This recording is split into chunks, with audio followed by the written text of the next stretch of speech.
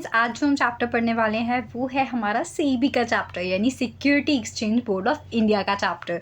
तो देखते हैं इसमें कौन सा एक्ट लगता है। सेबी का एक्ट जो है वो है security and exchange board of India, जिसका ईयर है 1992। याद रखिएगा 1992 इसका ईयर है।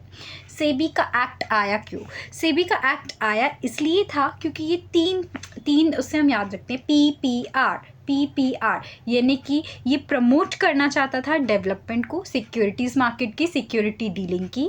ये जो प्रोटेक्ट करना चाहता था इन्वेस्टर को, जो कि इन्वेस्ट कर रहे हैं अपना पैसा, और ये रेगुलेट करना चाहता था सिक्योरिटी मार्केट को, तो PPR, ठीक है। और उनसे जितनी भी जुड़ी चीज़ें हैं उनको ये रेगुलेट करना चाहता था। अब जो सेबी है उसका कॉम्पोजिशन क्या है?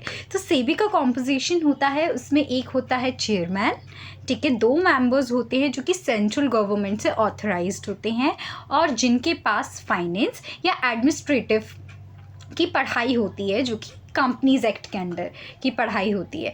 फिर एक रिप्रेजेंटेटिव होता है हमारा रिजर्व बैंक का, एंड बाकी के 5 जो होते हैं उसमें से 3 जो होने चाहिए वो होल टाइम मेंबर होने चाहिए, जो कि सेंट्रल गवर्नमेंट से ऑथराइज्ड होने चाहिए 5 में से, ठीक है। ये हो गया हमारा कॉम्पोजिशन, दैट इज चेयरमैन, 2 ये रिप्रेजेंटेटिव, 5 में से 3 होल टाइम, दैट 5 अलग, और उसके बाद 2 जो हमारी एडमिनिस्ट्रेटिव और फाइनेंस की पढ़ाई की है सेंट्रल गवर्नमेंट से ऑथराइज। नेक्स्ट आता है function and power of SEBI. Actually SEBI के पास क्या पावर है, क्या फंक्शन है वो परफॉर्म कर सकता है, ठीक है। तो जो सेबी है ठीक है, इसके पास मैंने इसका शॉर्ट फॉर्म रखा है SID सेट, और उसके बाद रखा है I स्क्वायर मतलब सेम चीज़ का स्क्वायर बना लेते हैं हम, ठीक है। तो S का मतलब यहाँ पे हो जाएगा हमारा समनिंग मतलब किसी को भी हम ऑर्डर करके बुला सकते हैं, समनिंग कर सकते हैं, किसी को इन्फोर्स कर सकते हैं, किसी की भी अटेंडेंस, ठीक है, और उसको एग्जामाइन ऑन ओथ कर सकते हैं। Mean summoning and enforcing the attendance of person and examine them on oath, S हो गया। फिर आ जाता है आई मतलब इशू कर सकते हैं। इशू क्या कर सकते हैं? Issuing commission and examine the witness, ठीक है, कमीशन इशू करके एग्जामाइन कर सकते हैं विटनेस को। फिर आ जाता है D मतलब discovery and production of books of account और other documents on any place, ठीक है, हम डिस्कवरी करवा सकते हैं, किसी भी प्लेस में बोल सकता है ऐसे भी कि हमको ये डॉक्यूमेंट चाहिए।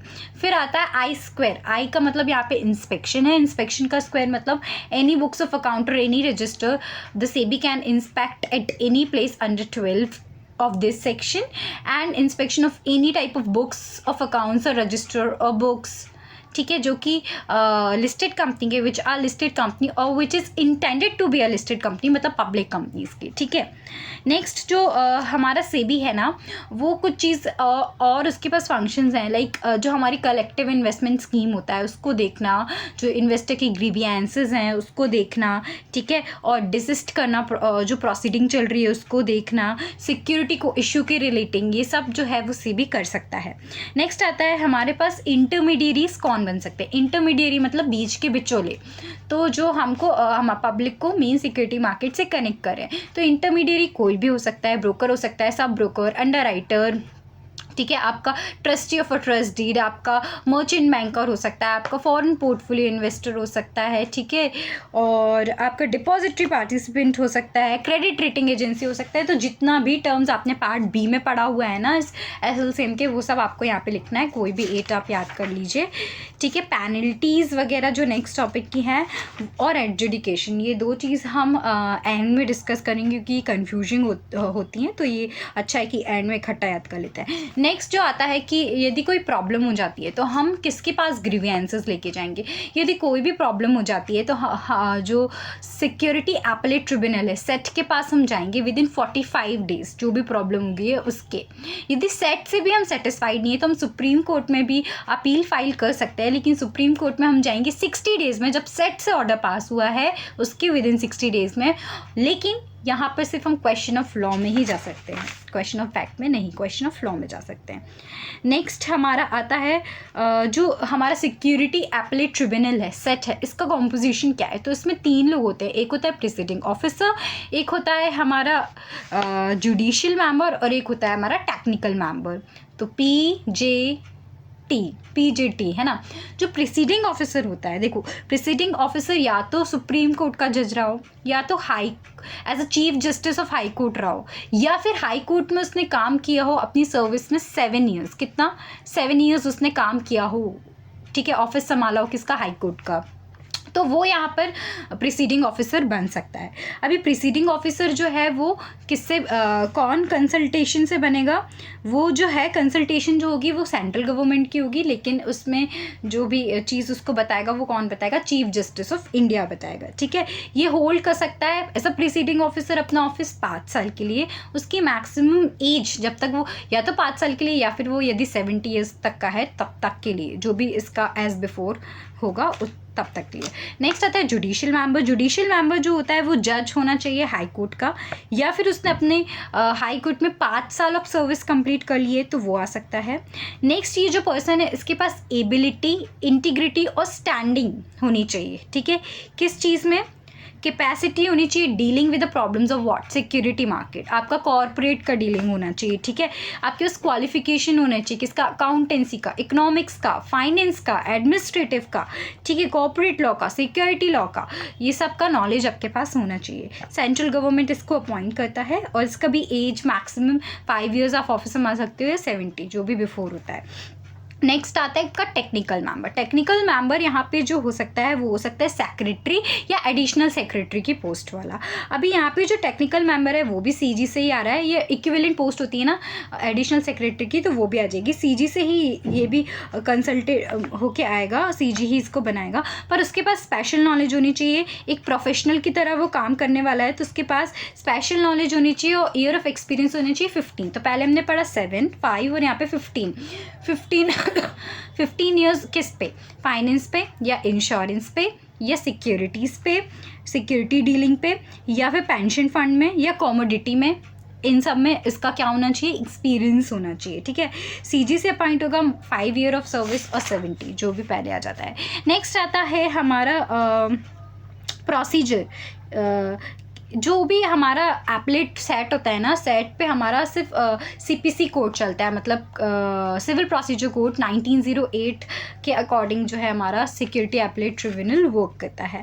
नेक्स्ट आता है हमारा पावर ऑफ सेट, मतलब सेट की पावर क्या है, सिक्योरिटी एपलेट ट्रिब्यूनल की पावर क्या है, ठीक है। सिक्योरिटी एपलेट ट्रिब्यूनल जो है वो सीपीसी 1908 की पावर लेके बैठा हुआ है। ये भी सेम काम कर सकता है सीबी का। अभी यहाँ पे पॉइंट कुछ सेम होते हैं वो हम देख लेते हैं। एस यहाँ पे भी सेम है, आई यहाँ पे भी सेम है, डी यहाँ पे भी सेम है। तो एस मतलब क्या, summoning and enforcing the attendance of person, ठीक है, and examine them in oath. यहाँ पे आई जो है issuing commission examine the witness. D जो यहाँ पे डी का स्क्वायर है, ठीक है, याद रखिएगा डी का स्क्वायर मतलब कोई भी एप्लीकेशन को ये एक्स पार्टी डिसाइड कर सकता है और उस एप्लीकेशन को हटा भी सकता है एक्स पार्टी को, तो डिसमिन भी कर सकता है और एक्स पार्टी दे भी सकता है। अपनी ही डिसीजन को ये रिव्यू कर सकता है और कुछ भी डॉक्यूमेंट की डिस्कवरी या प्रोडक्शन भी ये करवा सकता है, ठीक है। और कोई भी मैटर जो भी इसमें आते हैं, ये एफिडेविट पे भी आपका जो है एविडेंस मंगवा सकता है। नेक्स्ट आ जाता है आपका स्पेशल कोड। स्पेशल कोड जो होता है वो सीआरपीसी 1973 ना, हाँ 1973 के अकॉर्डिंग काम करता है, क्रिमिनल प्रोसीजर कोड के अकॉर्डिंग।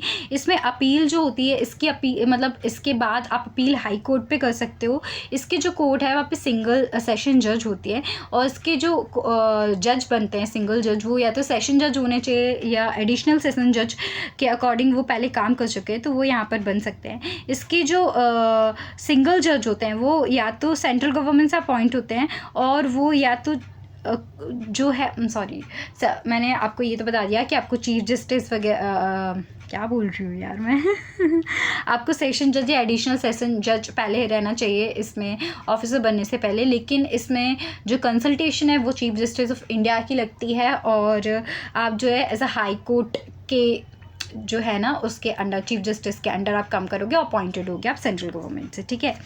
और स्पेशल कोर्ट एक नोटिफिकेशन से बनता है, ये तो सबको ही पता है। अभी जो अमाउंट होता है ना, अमाउंट मतलब सेबी के अंदर आपने कुछ पेनल्टी दी या फाइन अमाउंट है, तो वो आप कैसे रिकवर करते हो, तो यदि आप पेनल्टी आप पे इम्पोज थी, आपने टाइम पर नहीं दी, या फिर आपको फ़ाइन इम्पोज किया था सेबी ने, आपने नहीं दिया, या फिर डिसगॉर्जमेंट अमाउंट था जो कि 11B के अंदर था, वो आपने नहीं दिया टाइम पे, ठीक है। डायरेक्शन थे आपको रिफंड ऑफ मनी देनी थी सेबी को, आपने नहीं दी, तो इन केस बेसिस पे से भी आपसे पैसे कैसे ले सकता है, आपकी मूवेबल प्रॉपर्टी ले सकता है, आपकी मूवेबल प्रॉपर्टी अटैच कर सकता है, आपका बैंक अकाउंट को सीज कर सकता है, उससे पैसे ले सकता है, या फिर इन सब प्रॉपर्टी को बेचने के लिए एक रिसीवर भी अपॉइंट कर सकता है। तो ये सारी चीज़ें यदि आपने फाइन और पेनल्टी टाइम पर नहीं दी। अभी कंपनी सेक्रेटरी का रोल यहाँ पे क्या है, कंपनी सेक्रेटरी जो है सेट के लिए, अगर सेट में कोई भी केस चल रहा है, आपकी अपील चल रही है, तो वहाँ पे वो representative as a practicing company secretary वहाँ पे रिप्रेजेंटेटिव के तौर पे लड़ सकता है। और जहाँ पे भी सेबी है वहाँ तो कंपनी सेक्रेटरी कॉर्पोरेट गवर्नेंस है, लिस्टेड कंपनी है, तो उसमें भी आपका कंपनी सेक्रेटरी काम करेगा।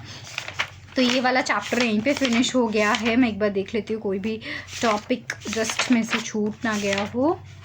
सो यस, आपका चैप्टर कंप्लीट हो गया है, बट मैंने पेनल्टीज़ और एडजुडिकेशन छोड़ा है इसमें बस, और वो चीज़ हम लास्ट में देखेंगे। चलिए मिलते हैं अपनी नेक्स्ट वीडियो में, तब तक के लिए बाय बाय।